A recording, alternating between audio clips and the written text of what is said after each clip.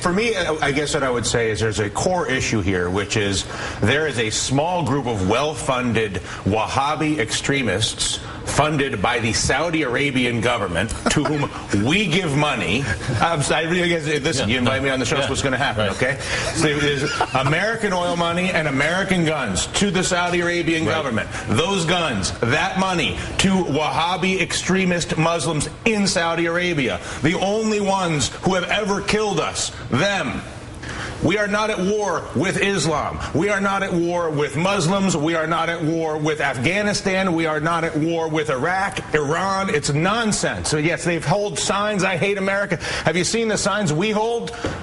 The only people that have ever funded a terrorist attack out of that part of the world on us, on your colleagues and your colleagues and your colleagues 10 years ago, 9 years ago, was this Wahhabi sect, and it is an extraordinary failure of our politicians and our media and anybody else who has an opportunity to communicate information to fail to make that distinction, because to fail to make that distinction is to risk a scale of conflict and a scale of disenfranchisement and alienation on this planet that may be convenient for TV ratings and votes, but is an abomination for the human beings who will populate this planet, and it's a lie. So you have referenced, the Wahhabis? To my mind, the most valid point that Bill O'Reilly made, and it is that in the wake of everything that has occurred around the world since September 11th and before September 11th, the Cole bombing, the leadership of the Muslim world has remained uniquely silent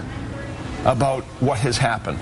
I mean, you get no encyclical from the Muslim world about because ultimately think about the dynamic in the Muslim world. The Muslim world, there you have different factions that are trying to retain their power relative to other factions within that community, and that includes factions that do not want to see Saudi strength rise, or that don't want to see Iranian strength rise and see Iranian strength as something that can be balanced through other forces. But that's beside the point, which is, in my opinion, which is that whether it's leadership in the Middle East or leadership in America, the failure to make the distinction between the Wahhabi sect that is funded through Saudi money and all other Islam, period. Even, I don't care whether it's Islam who are angry saying I hate Americans, you got a sign. Like I said, go to Ground Zero, go to Florida, I'll show you some signs. Are we going to, since when are we going to go to war over a sign?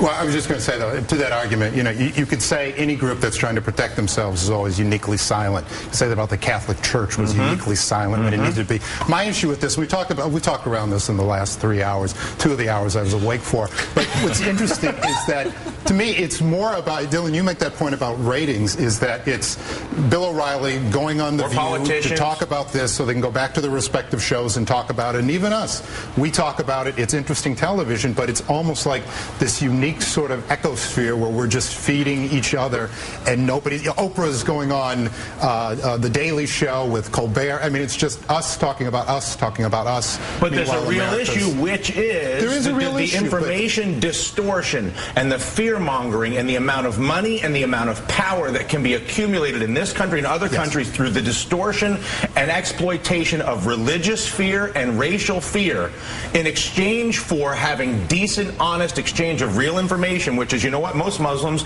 don't even care about you. And the vast majority of the ones that don't like you from the couch, and there aren't that many of them. And the ones that actually want to kill you, about this many, and it's not because they're Muslim, it's because they've been radicalized, and the religion has been used as a teaching mechanism as sure as Christianity or any other religion could be, but it is not the fact that they are Muslims that makes them terrorists. It is the fact that they are terrorists that makes them terrorists. And that is a massive distinction that I think has been uniformly not made in this country, because I think it strikes to the cognitive dissonance of these huge wars.